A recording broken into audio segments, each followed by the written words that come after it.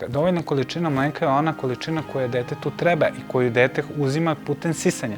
Sve dok dete hoće da sisa, trebalo bi ga dojiti, a tom prilikom će majka stvoriti mleko. To su dva različita pitanja. Da li majka stvara dovoljno mleka i da li dete uzima dovoljno mleka? To su dva različita pojma. Majka stvara onoliko mleka koliko detetu treba, a dete unosi količinu mleka sisanjem koliko ima angažovanost.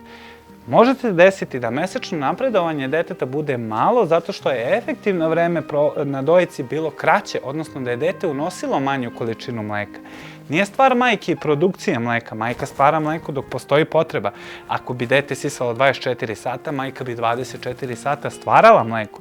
Tako da je poprilično upitno šta znači da majka stvara dovoljnu količinu. Više je akcenat na dete, da li dete unosi dovoljnu količinu, a u slučaju da dete na mesečnom merenju prikaže manji mesečni dohodak u telesnoj težini, odnosno napreduje manje od onoga što je savjetovano, najidealnije je savjetovati povremenu ili svaku dohranu majčinim mlekom, jer majka stvara mleka koliko detetu treba.